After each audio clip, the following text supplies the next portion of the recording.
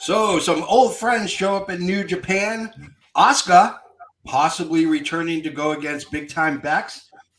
NXT releases. All this and more on Just Another Effing Podcast.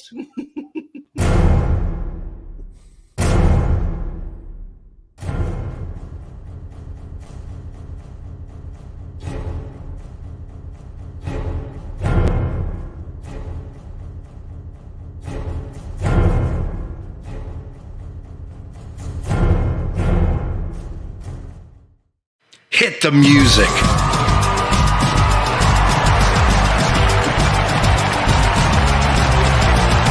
Coming to you live from the effing Worldwide Media Studios, located in parts unknown. It's just another effing podcast.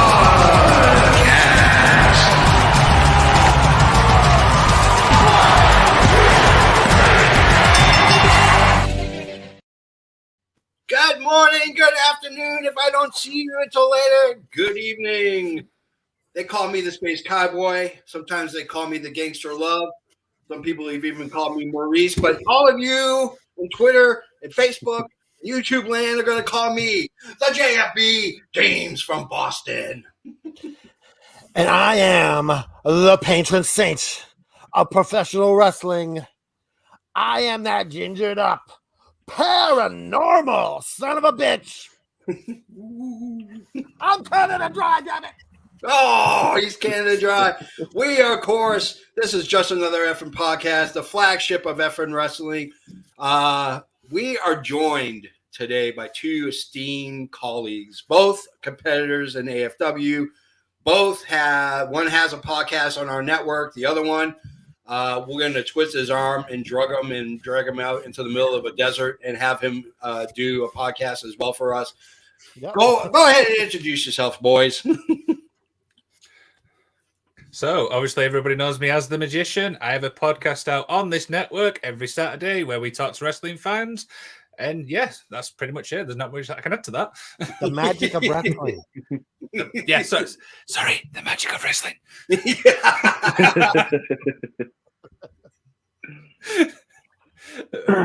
Magic.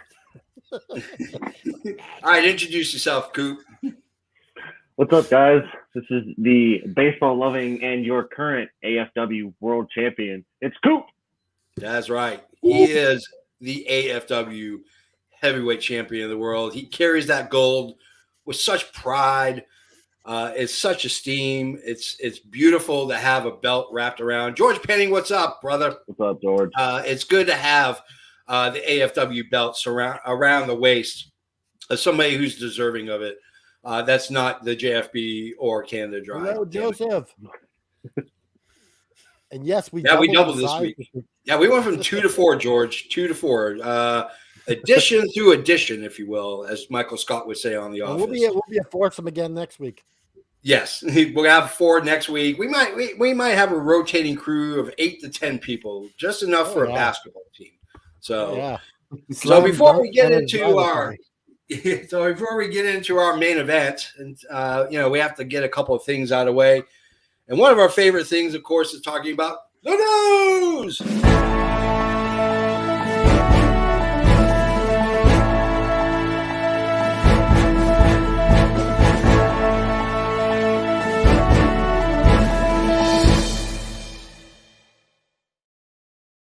Bum, bum, bum. This is the news. So Gallows and Anderson, we talked about this last week. I had them in my prediction show. He's also the Wreckage GM. Coop is the Wreckage GM, of course. So we talked about during the Super Show. What's up, Justin? We talked about during the Super Show about doing one of my predictions was going to get you're gonna let Dallas get in on the foursome too. He would be an interesting. That's a swerve right there. That'll be interesting. So and one of my predictions for the card, I predicted Gallows and Anderson. I knew that they were with Impact. They're not with Impact anymore. They actually showed up at New Japan Pro Wrestling Dontaku in Japan. So it looks like Bullet Club is going to be 2 more members. I'm looking forward to the Good Brothers putting in the good work. Guys, thoughts about? I really like this for the Good Brothers. Yeah, it pretty much rejuvenates their brand. Yeah, they took a bit of a hit going to Impact. I think the brand kind of soured a bit. It picked up again when they went to AEW in that cross promotional deal, but now it's kind of soured a bit, and this will really help them. Yeah. What do you guys think about the Good Brothers in Japan? I mean, they've obviously made the name, I think, after they left WWE in New Japan. So it's, to me, as Canada Dry said, it's very fitting that they're in there. No spoilers, but Bullet Club got a new member. This is interesting. I don't know about this. I haven't watched Wrestling Don Tuco yet, so I have no idea. Coop, what do you think about Good Brothers? I think it's a good move for them.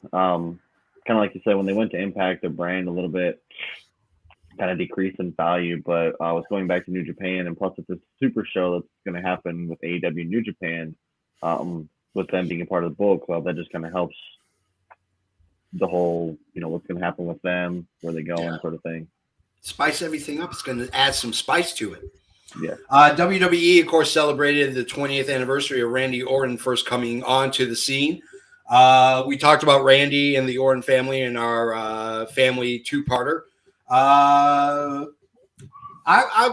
thought it was a little underwhelming, the celebrations that they had for Randy Orton. For somebody who's a 14-time heavyweight champion, I thought they would have rolled out the red carpet and, gotten his dad there and, his kids and stuff, but very underwhelming. What did you guys think about the 20th anniversary of Mr. Orton?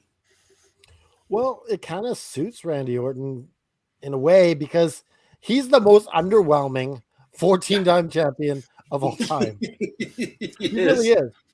It's like you have 14 championships, but it's the most underwhelming 14 times ever. He's great, but I don't think he's on anyone's Mount Rushmore. No, not in mine, at least. I know that for sure. Liam, what do you think, brother?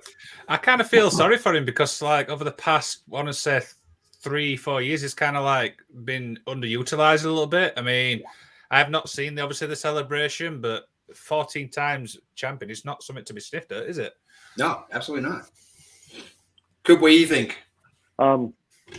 First off, congrats to Randy Orton for making it this long in the business. Not everybody can be as durable or have the longevity in this business that Randy or Chris Jericho or many others have. So congrats and hats off to him first. And he's still got another 10, 15 years in him. At least. Yeah, at least. So it's going to be interesting to see what kind of characters or how he teams with people, what all he's about to do.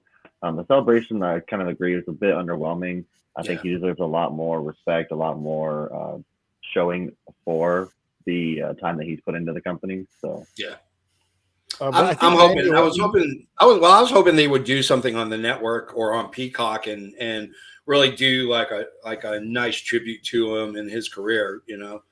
Right. I think Randy Orton needs a brand refresh. He's been playing that same character the whole time. And I think he just needs a bit of rejuvenation with that character, reinvent himself a bit. Well, I mean, he did. He's got a mustache now. That's it. He's got a mustache. Orton. There we go. I was this close to changing my Twitter handle to Randy Orton's mustache because that thing is beautiful. I have nightmares and dreams about that mustache, you wouldn't believe. Nothing that we can get on in here because this is a family show. Damn it. So let me get this straight. If you need to reinvent yourself, grow a mustache. Grow a mustache, absolutely, 100%. If you're going to rob a bank and you're not going to wear a mask like Nick Gage did, then what you do is you grow a mustache because then you can shave it. Nobody's going to recognize you because you look so different. With one of those Fu Manchus like Hogan. Rudder.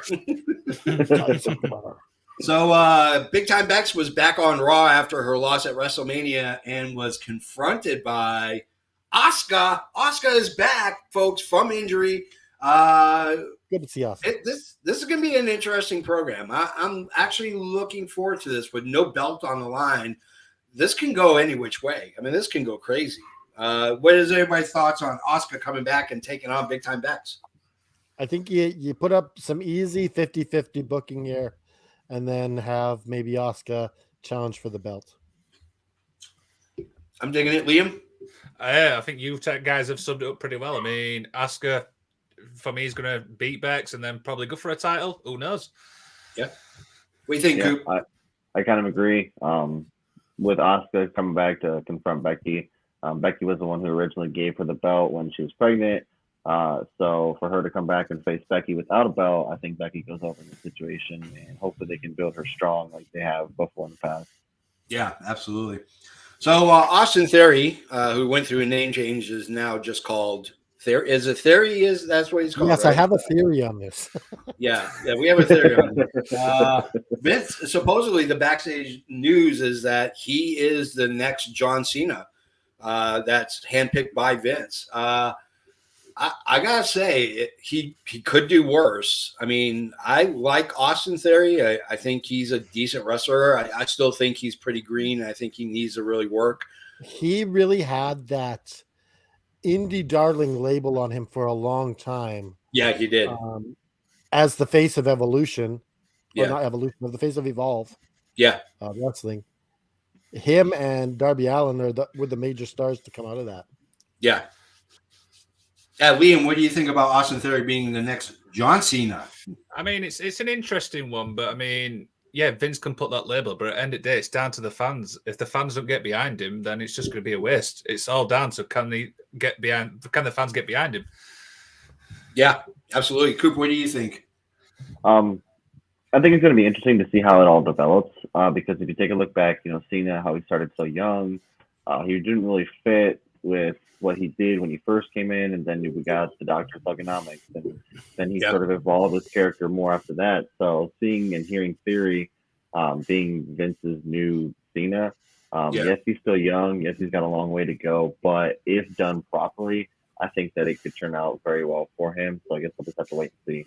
You can make comparisons with where Drew McIntyre was when he first came to WWE.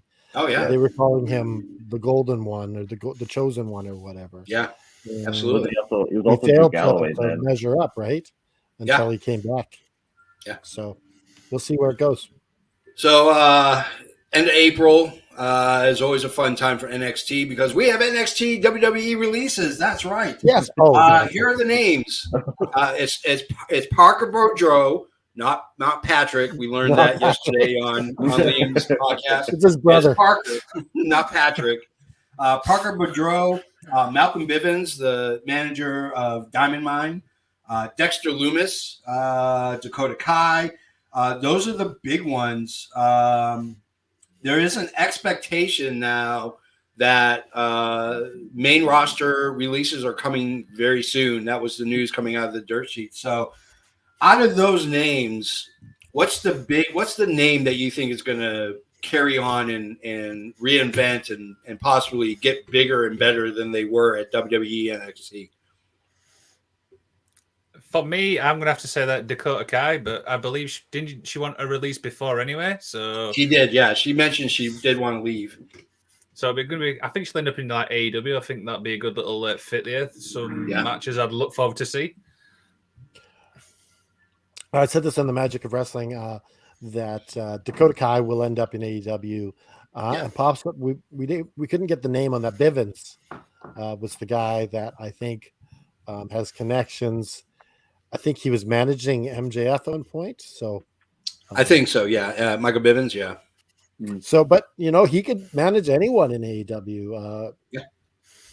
He's a great mouthpiece. He really is a good mouthpiece. I like his style of. He reminds me of kind of like a Paul Heyman on a lot of crack. Just a tremendous amount of crack. That's what he reminds me of. Reminds me of. I'm sure Paul Heyman was on some crack at one point too. So, Coop, out of these guys, Coop, who do you think is going to really excel? I'd like to see Parker really excel. Whether he goes to Impact, I think that would be a good fit. Maybe even New Japan would be a good fit. Yeah. I'm not going to say AEW at the moment because he's still fairly new. I think he's got a lot of time to learn about the business. But with his size and how he can make himself look, dude could be a monster. He could be a tank. So if he gets the basics down and can really develop himself into however he wants to portray himself, I think that could really work out for him. Yeah, as long as he grows his eyebrows back out, I think he'll be fine. The no eyebrow look is kind of creepy. It's creepy. I don't suggest to shave your eyebrows. Did you know in Egypt, when your cat dies, you're supposed to shave your eyebrows? Yeah, well, this is America, damn it. No, it's not. It's Canada. You can't. Don't do that either. You don't do that crazy shit like they do in Egypt.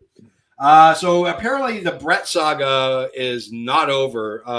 Wrestling Observer announced that Bret has indeed signed a merchandising deal with WWE. What that means, I have no idea, other than the fact that they're probably going to shut down his Pro Wrestling Tees store. So ProWrestlingTees.com/Bret Hart. Go get some stuff before they get rid of it.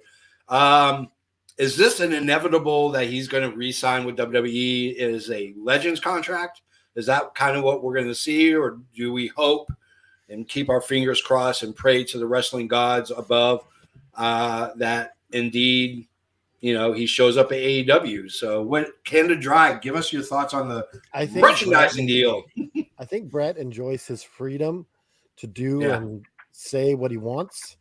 I don't think he wants to be locked in to just be part of WWE. I think he really enjoys his freedom to go to all these different shows and Comic-Cons and whatnot. I think he really enjoys that part. So I don't think he would actually lock himself down like that. Yeah. Liam, what do you think? I mean, that's a fair comment, but I mean, I want to see him in AEW because I think his knowledge will obviously help, obviously not only the roster, but obviously the managers as well. I mean, the knowledge speaks for itself, but as you mentioned there, until we actually see him, we don't actually know what it holds. Yeah. Coop, what do you think? Excuse me, at the end of the day, if Bret wants to make a little bit of money, hey, more power to him. But also having Bret on screen with FTR, I think would also be huge, not only for AEW, but just for FTR and their brand as a whole. So it'll be interesting to see if this merchandise deal has anything about appearing on TV or what have you. So we'll just have to wait and see on that. Yeah, it's going to be interesting. I mean, I'm all for Bret. Bret wanted to go to a Garth Brooks concert and slap a sharpshooter on Garth Brooks in the middle of the stage. I'm all for it. I'd show up. I hate country music, and I'd show up. As Bret Hart sings, I will sail my vessel as he does it. Yeah.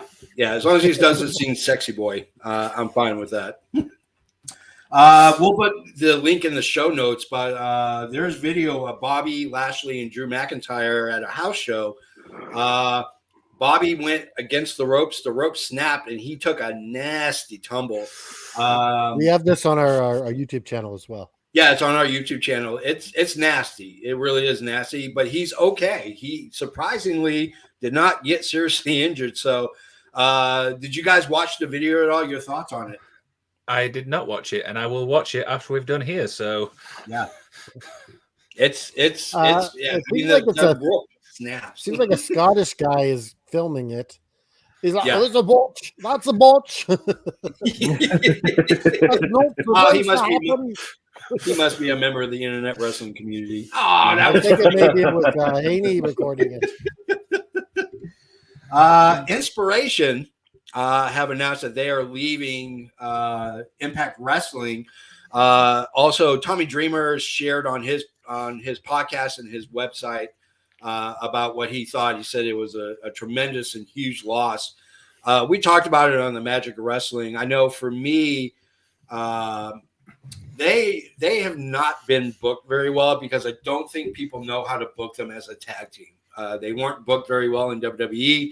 They weren't booked very well at Impact. They had no impact at Impact at all.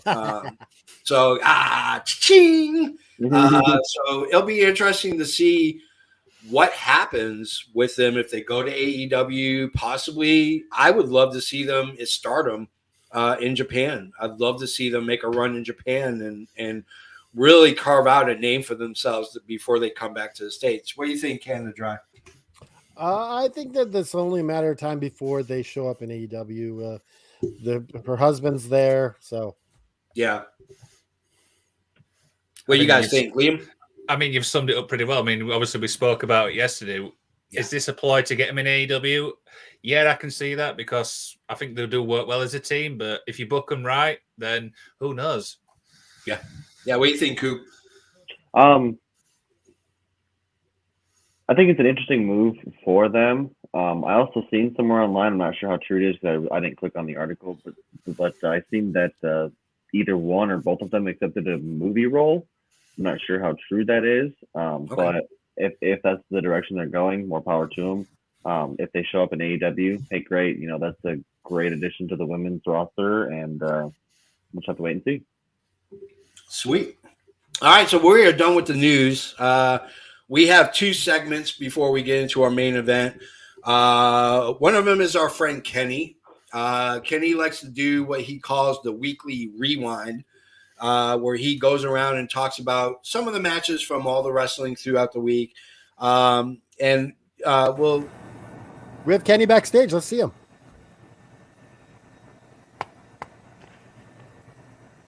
There you go. All right. Oh, that Kenny's backstage. And so we'll get to him in a second. He's probably going to be for our last one, but we can't go any further until we get our joke of the week. So let's get to it. The joke of the week.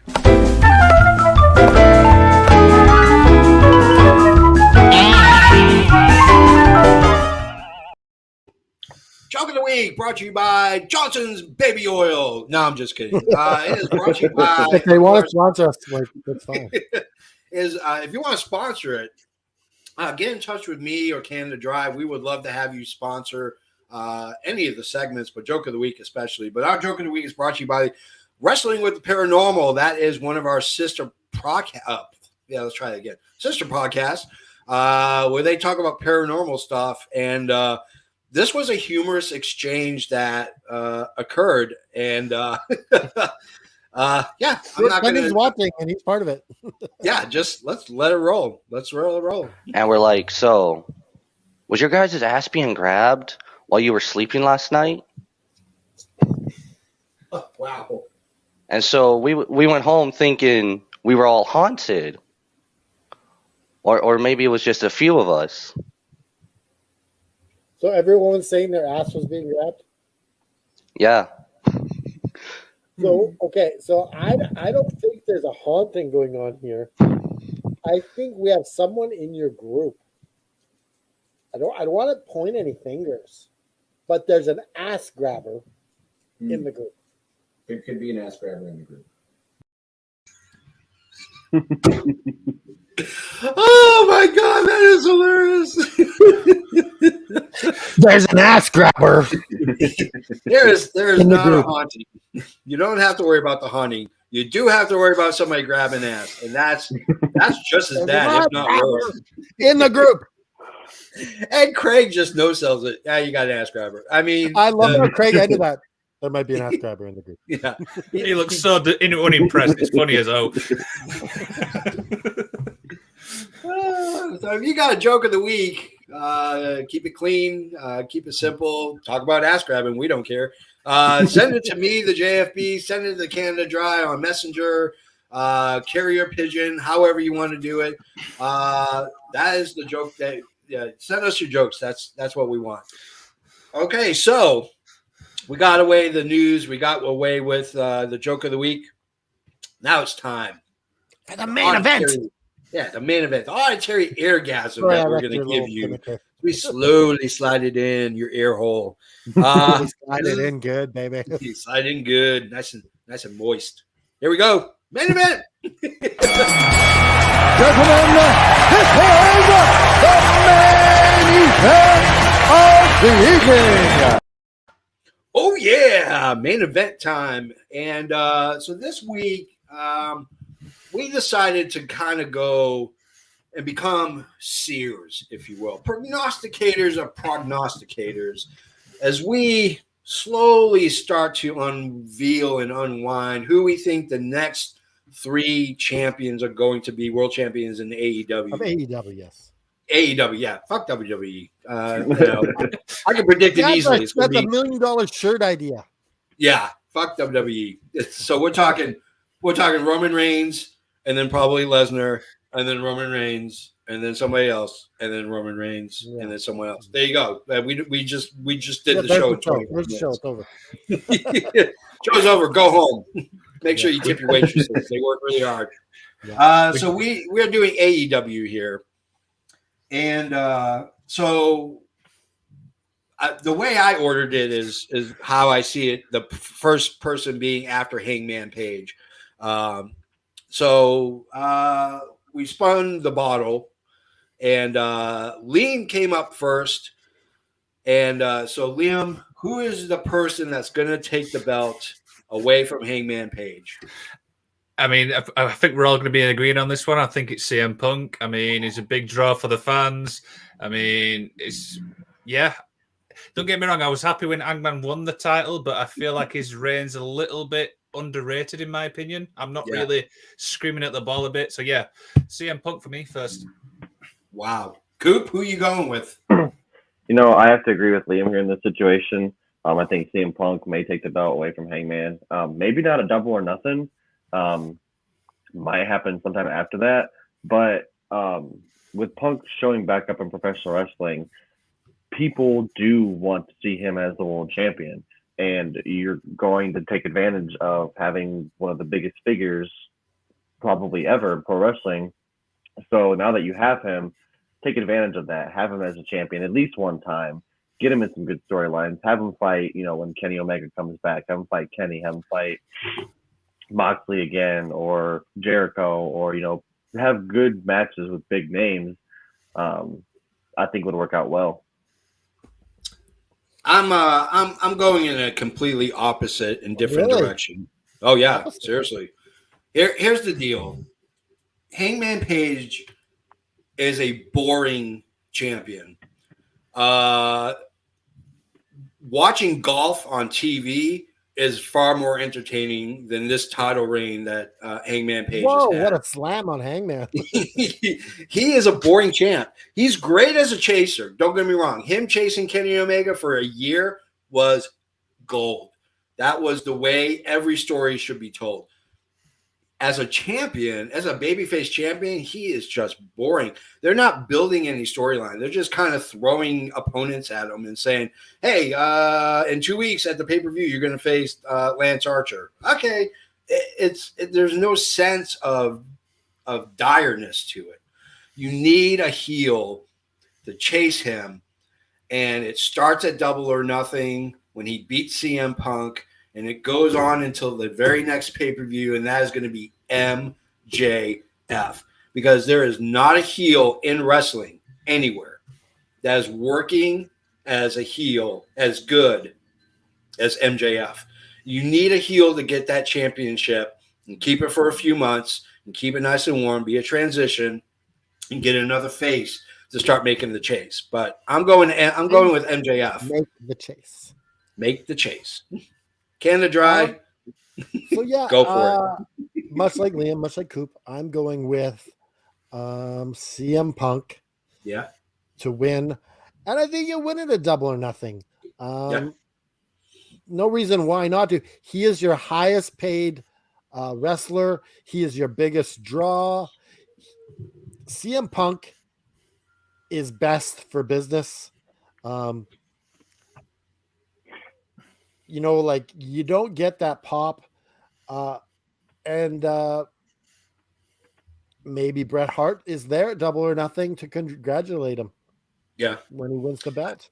I mean, don't get me wrong. I'm a Punk mark. I have been for years. I got multiple action figures of CM Punk. Don't be backtracking on this now. You picked MJF. Yeah, I know. I'm sticking with MJF. Yeah. I'm a huge Punk mark. I got 20 T-shirts that says I'm a mark. I got Ring of Honor T-shirts from him that say I am. But the problem with CM Punk, the problem that I see with CM Punk right now is I just don't. He's not he gets winded very easily. You know, he doesn't have that stamina that he can go and do a 30-minute Ironman. Come on, that MJF match, 2 matches. Come on. He was winded. He looked tired. He looked tired about halfway through that match. Those matches were superb. Come on. I think you guys are drunk. I don't know what the hell you three are doing. Day drinkers. So smoking Satan's lettuce. All right. So CM Punk seems to be the consensus for this group. I'm going with MJF. All right. Coop, it is your turn. Who is going to take it from CM Punk? Now, this may be an unpopular opinion, but I think it would be great to see Eddie Kingston take it from Punk. Ooh. That's a good pick. That's out on a freaking ledge is what that is. CM Punk continuously mentions Eddie Kingston, whether it's on Twitter. We heard it in his promo. You know, everybody in the back, you know, except Eddie Kingston. He's always mentioning Eddie Kingston. And I think that would be the perfect cherry on top is to have Kingston chase Punk, because with their first matchup, Punk beat Kingston. Have Kingston return the favor, beat him for the champion, and then you have this nice reign with Eddie Kingston, because it's not about the wrestling for Kingston. It's about his passion, the way he talks on the mic. He is really good in bringing out the emotion in pro wrestling. So I think that would be a very good choice to take that from Punk and carry it forward. And he can cut some good promos, have some good feuds. I think it'd be a very well transition from Punk to somebody that deserves it. That would be so huge for Eddie Kingston. Oh, yeah. And he would never need to win another title again just by that. Exactly. Feather in his cap. Yeah, you want to talk about undervalued and underappreciated. Go look up Eddie Kingston on YouTube. Watch his indie stuff when he doesn't have to cut a promo, when he doesn't, that ring prowess and that ring IQ that he has, there's only a handful of people. You can count on both your hands the number of people who have that kind of intelligence in the ring for the business. Eddie Kingston would be a huge, great champ for. And that Jericho Kingston match at the last pay-per-view, that was a great match, and that was really entertaining. Yeah, absolutely. Well, I'm going to go with my number 2. Now that I have MJF as the king of the castle, I'm going with a big man to dethrone MJF, and you need a real white meat baby face to really do it, but a baby face that has kind of an edge to him. I'm going with Keith Lee. Whoa, not who I thought you were going to say. No, Fuego del Sol. No. I'm saving him for last. Fuego del Sol is last. Keith Lee is just. He's a phenomenon. I mean, he's a big guy that can move. I mean, he's got the barrel. He looks like a whiskey barrel with arms and legs. White meat baby face. I don't know if you know it, but Keith Lee's black. Oh yeah, I know. All right, we're going with a dark meat baby face. But yeah, I mean, he moves in the ring like a cruiserweight, like a lucha, and to me, that right there, it's gold. I mean, it's gold. He's got huge pop. He's hugely over. Him winning a big championship is well deserved. I'd like to see Keith Lee win the TNT championship to start off with. Yeah. I think maybe it's a little too soon for him to be winning the world title. I kind of disagree with you there, Big. Well, JFB. I mean, MJF's not going to have the belt for a couple weeks. We're talking a few months with MJF. This is going to be the summer of MJF, maybe even into the fall, you know. But MJF's going to have that belt for a while. He's not going to be a total transition champion. He's going to put some legitimacy to it. But he's got to have that Flair-esque run. Yeah, absolutely. Canada Dry, who is your number 2? So I was tossing and turning all night trying to figure out who my number 2 was. Yeah. And I'm going with MJF. Oh, CM Punk got the first victory at the Yeah. pay-per-view. So this is that 50-50 booking that puts MJF after, and he beats CM Punk. And it's some great long-term storytelling yeah. where CM Punk is dethroned by the next big champion, and that's MJF. Nice. What do you guys think about MJF as the number 2, dethroning CM Punk? Yeah, I'm in agreement. I mean, this is my number 2, MGF as well. I mean, as Canada Dry mentioned there, I don't think the feud with Punk's actually done. I think there's more to it. I mean, It's on the back burner. Yeah, the promos were absolutely, to me, second to none, and I think there's definitely more fighting. Yeah. I mean, like I said, MJF to me is doing some of the best heel work in wrestling. I can't think of another wrestler right now. I can't think of another heel right now in wrestling, with the exception of maybe Roman Reigns, that's doing good heel work. And heels have to play that important part in championship matches.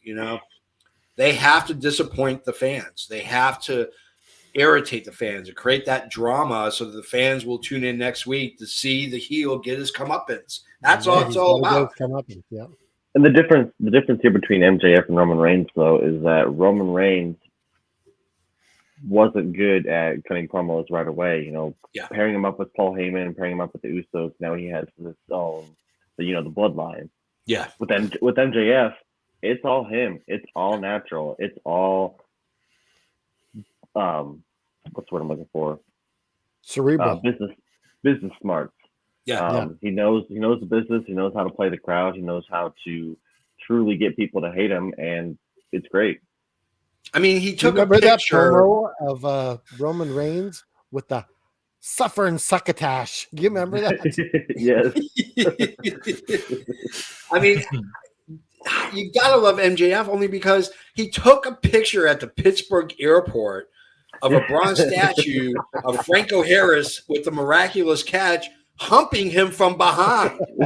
He was mounting him from behind, ladies and gentlemen. They got guards now because of that around that statue. They do. They have security at the Pittsburgh airport because of MJF. That tells you that he's not even in the same world. He's in a different freaking universe than everybody else right now. I mean, this guy is playing checkers. Well, this guy's playing chess while everybody's playing checkers. That to me is bona fide. Liam, what you got to top MJF? How are you going to do it? He already said what his pick was. Yeah, my pick is already MJF as well. We're in agreement. Yeah. But yeah, I mean, when you think of heels, I mean, his name has to be mentioned. I mean, everything he does, it's just like, it makes you want to hate him, to be honest. Yeah. It's almost like Roddy Piper. It's on that Piper level. Mm-hmm. Oh, yeah. I mean, thank God we live in a time when there's security checkpoints to get in the arena, because I have a feeling that if there wasn't security or metal detectors as you enter in, that somebody would have snuck a gun in and taken a shot at MJF. At some point, somebody would have tried a shot. And I think the fact that we're all smart marks. Yeah. MJF can't get that Piper heat because we're all just kind of laughing along with him. Yeah, exactly. Had this been the 80s, wow. He might even be higher than Piper. He would have been shot or stabbed. I mean, he'd be dead before his time, for sure. All right, so we have our 2 out of the way. Canada Dry, I'm going to concede to you to go first. Who did Coop pick? Oh, Coop, who did you pick for your second? For my second, that was Eddie Kingston. Yeah, Eddie Kingston, yeah. Right. Yeah. So Canada Dry, I'm going to concede number 3 and have you start. Who takes over from MJF? So I'm all about that long-term storyline. Yeah. So you have MJF defeating CM Punk. Yeah. Well, Wardlow loses to Punk at Double or Nothing and eventually gets his revenge by becoming the AEW World Champion. Wardlow. Interesting. Monster heel, a monster face, Yeah, chasing monster face. MJF and becomes the new champion. I will disagree with you wholeheartedly, and here's the reason why. He's green. I mean, he is still finding his bearings in the wrestling world. Did you see that swanton he did off the top Oh my ropes? gosh. Oh That yeah, looked beautiful. It Yeah, did. It was so beautiful. I have it saved on my phone. I'm going to start using that anytime somebody starts disrespecting me. I'm going to swanton bomb right off your off. I'm going to Wardlow your ass. But he's that homegrown star. Yeah. Takes the AEW championship. He is pretty much their Roman Reigns. Yeah. And, like a nice 6-month run for Wardlow, or even longer. He's the future of AEW. Yeah. So I can see it. Third champion, maybe 2 years down the line. Yeah, maybe. Yeah. I mean, by then he'll have learned the business a lot to better. get better and better, right? So That's true. You got 2 champions in between. Yeah, I mean, don't get me wrong. I love Wardlow. I love how they developed him. I like the separation from MJF because I think it's time for sink or swim. It's time to see what Wardlow can do on his own, and it starts with being MJF in a series with MJF as a backbone to kind of see where he can go from there. I champion, I'm not sure. I'm still kind of iffy about it. What do you guys think about Wardlow being the number 3 for Aaron? I mean, I agree with what you just said, JFB. I mean, I think he's still got a little bit to learn. He's well over with the fans, He's but not my number 2 champion. He's my number 3. Come on, give me some time. but I still think he's got a lot more to learn in the ring a little bit. Yeah. But I think he's definitely up there. Yeah. What do you think, Coop? I'll wait to share my opinion on that when it comes to my number 3. Okay. Somebody is cops coming to break down somebody's door, or is that me? No, not me. I hear sirens. I automatically get annoyed. I automatically Is that get a British very, siren I'm hearing, or is that Coops? I get very anxious. That's over here. An ambulance just drove by. Oh, thank God! Because if it was the cops, that pyramid scheme was not real. I swear to God, it was not part of the pyramid scheme. All right, Yeah, Liam. one of these days while we're on the air, you might hear it. Might be for me. You never know. Yeah. I mean, hey, there are people who want your belt, brother, and so they're going to swat your those ass. corked bats that you've been making. Those corked bats. Yes. All right, Liam. Who is your numero 3? So originally, I actually thought Wardlow, but I think he's still got a little bit more to learn. So then I threw a name randomly, and I said Darby Allen. Oh. I think the Battle of the Pillars. Sorry. Instant reaction.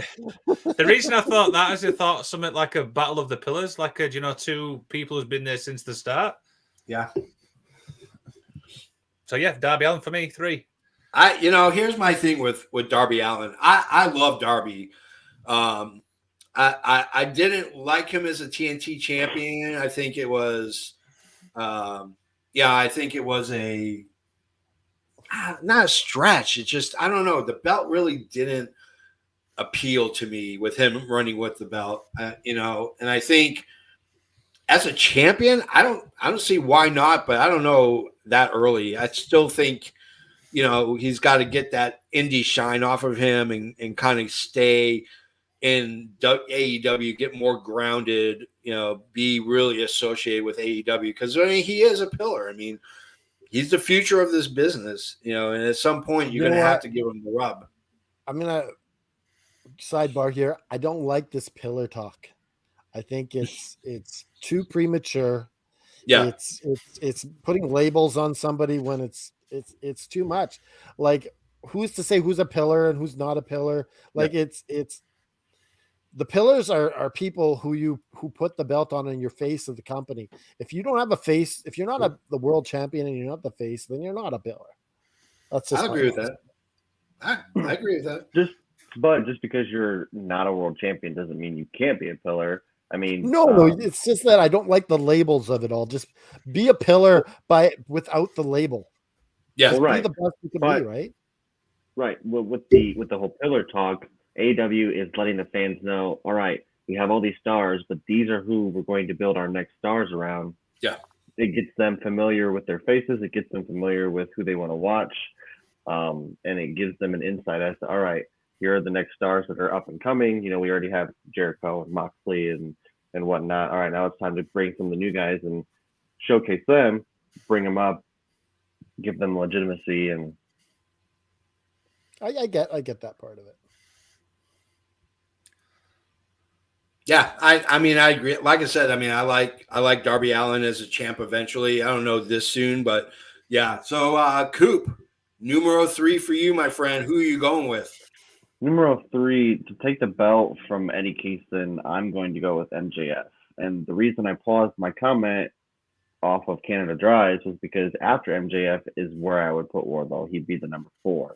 Yeah. MJF, you have him have this long feud drawn out with Wardlow,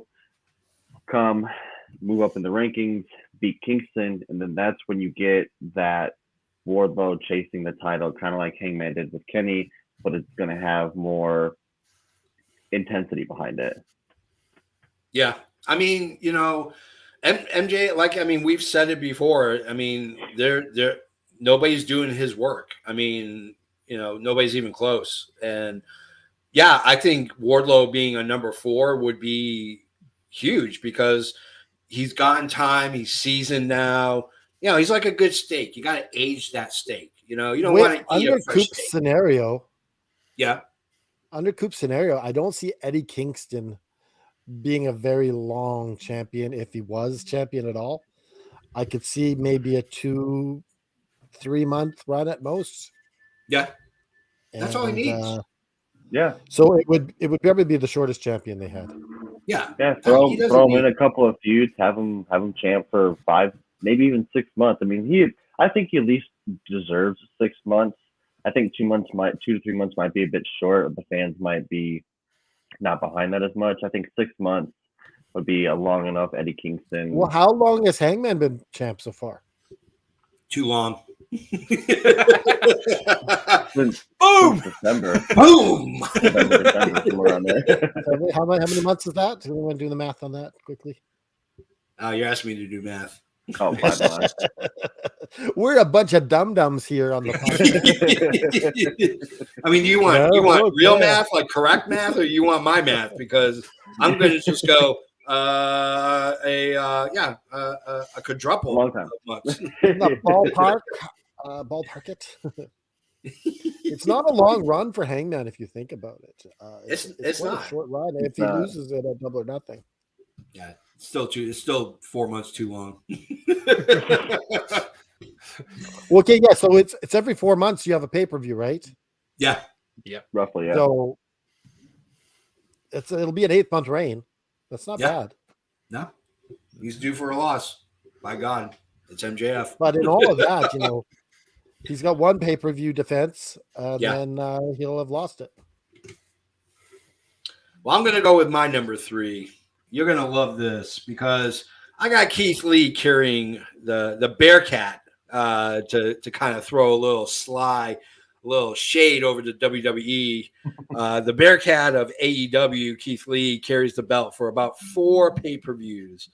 And then he is confronted by a sinister force, a force that is encased in darkness. And ladies and gentlemen, the man that comes out of the shadows is not Fuego del Sol, damn it.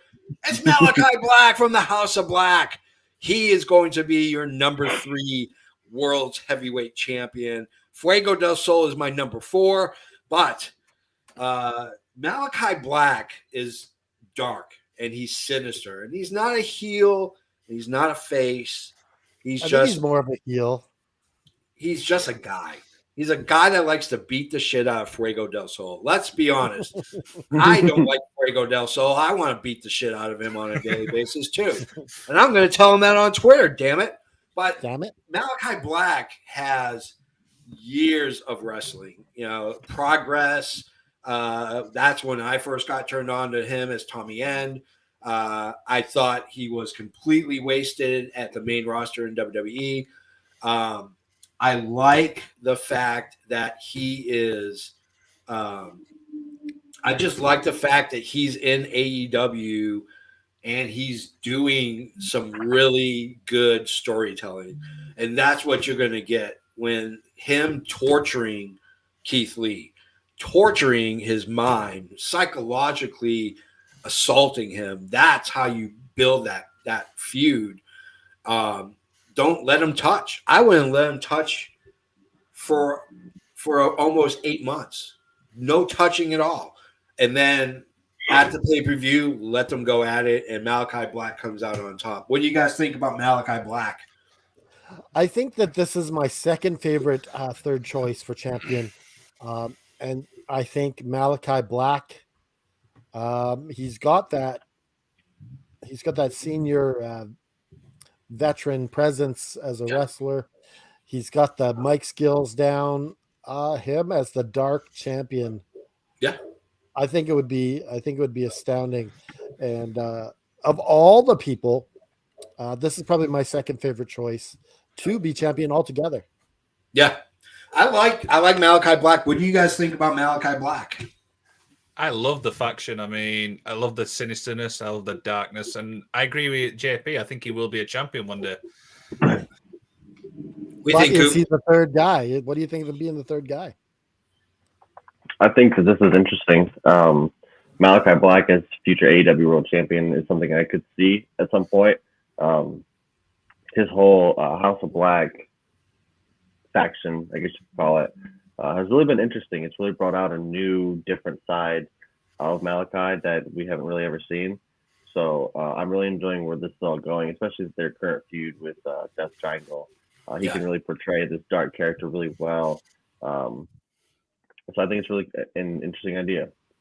What if? So I'm gonna put, what if he's not the third champion, but the second champion, and defeats CM Punk?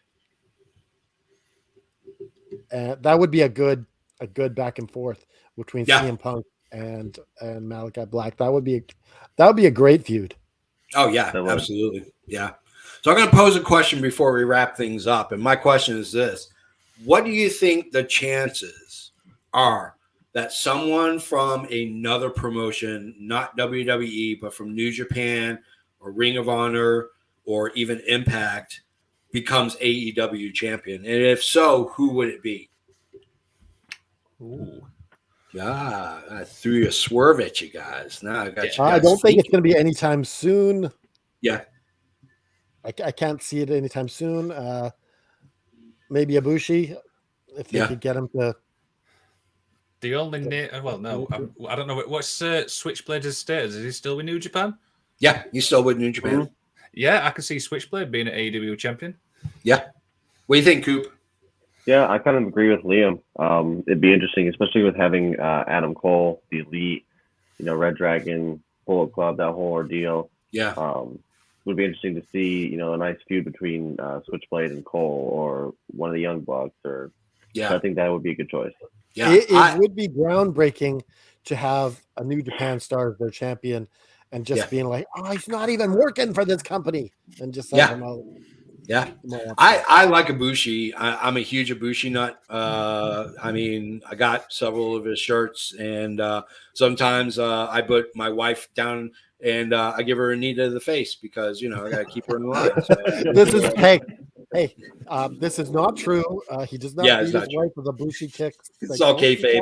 It's all kayfabe. I got nothing to worry about.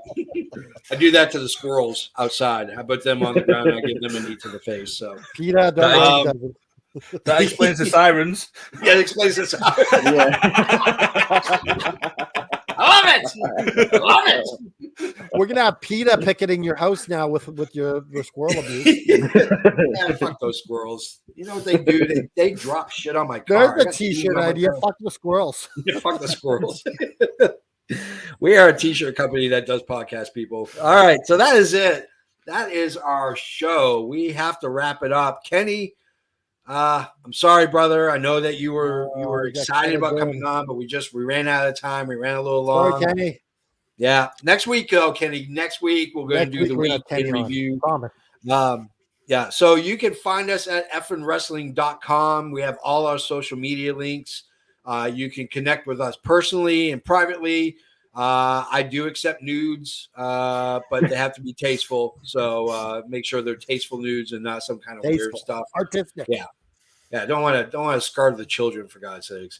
You can go to effingwrestling.com. You can join in on our other podcasts. Of course, there is the Magic of Wrestling with Liam. That's every Saturday. Wrestling with the Paranormal is on Saturday. We have Friday. What's that? Usually Paranormal's on Friday. Oh, yeah. Usually Paranormal's on Friday. We have Liam on Saturday. We have us on Sunday. And there's another one that's in the works. It's top secret right now. But it might involve Fight Club with geriatrics. Geriatric Fight Club podcast. I'm not sure. We're still trying to get it worked around with insurance. Get the kinks out. Yeah, get the kinks out because, the insurance company for FM Worldwide Media Studios wants to make sure there's no liability concerns. But Geriatric Fight Club, ladies and gentlemen, that's our next big podcast. So anyways, you can go to prowrestlingtees.com/effing wrestling and get yourself an effing wrestling shirt like this one right here. You can get the Wreckage t-shirt. You can get the Magic of Wrestling. You can get an AEW shirt while you're there too, you son of a bitch. Decided. You can also go to prowrestlingtees.com/Adrian Adonis, where you can go ahead and get Adrian Adonis's shirts. He is his family is friends of the show.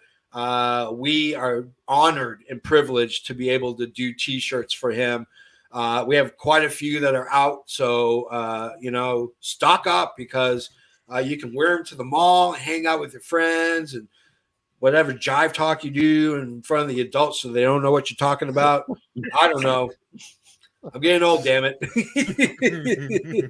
And, it's funny when we were talking about, we're talking about, of course, AEW champions. And we know that, at least Linda Hogan and possibly Hulk are not welcomed at AEW. But did Hulk ever, because we share our show notes with Hulk. We talk about our topic with him and let him know what's going on. Did he have any words to say to you about why he wasn't on the list?